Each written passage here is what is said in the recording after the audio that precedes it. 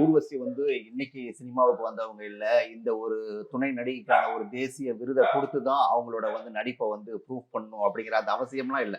அதையெல்லாம் கடந்து நீங்க வேற எங்கேயோ ஒரு இடத்துக்கு வந்துட்டீங்க. அப்படி இருந்தும் இப்ப இந்த விஷயம் உங்கள பாதிச்சிருக்குதுன்னா, ஏதோ ஒரு வலிய உண்டாக்கி இருக்குதுன்னா, அது என்ன காரணம்? இது வலி இல்ல. நமக்குள்ள வந்து ஒரு ஒரு ஒரு ஒரு ஒரு வேகம், ஒரு சில கேள்விகள் கேட்டாகணுங்கிற ஒரு விஷயம் அப்படி தோணி இருக்கு. அதுக்கு காரணம் என்ன? எனக்கு பின்னாடி இன்னும் நிறைய பேர் வருவாங்க. இப்பவும் என் கூட ஒரு ஒரு யங் ஜெனரேஷன் வந்துகிட்டு இருக்கு. அவங்களுடைய கேள்விகளை தான் நான் கேட்கறேன். என்னுடைய கேள்வி இல்லை இது. நான் சைலண்டா அதை வாங்கிட்டு அப்படியே கும்பிட்டுட்டு போயிட்டே இருக்கலாம். ஒன்றும் பிரச்சனை இல்லை. பட் என் கூட இருக்கிறவங்க, என் கூடவே வரக்கூடிய ஒரு யங் ஜெனரேஷன், எனக்கு பின்னாடி இன்னும் நிறைய பேர் வருவாங்க. எனக்கே தெரியலன்னா அவங்களுக்கு எப்படி?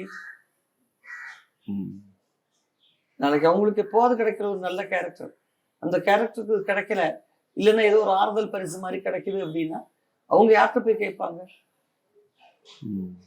ஸோ அதை நான் கேட்டு வைக்கணுமே. இப்ப இருக்கிற சட்டத்திட்டங்கள் இதெல்லாம் தான். இப்படிதான் நாங்க கொடுக்குறோம். வர்ற ஒவ்வொரு ஜூரிக்கும் தகுந்த மாதிரி சட்டத்தை மாற்ற முடியாது இல்லையா? நிச்சயமா, நிச்சயமா. ஒரு சினிமாவுக்குன்னு அந்த தேர்வு குழுவுக்குன்னு ஒரு சட்டம் இருக்குன்னா, நான் வர்ற அந்த ஜூரியில ஏன் இஷ்டத்துக்கு நான் சட்டத்தை நடைமுறைப்படுத்திட்டு போக முடியுமா?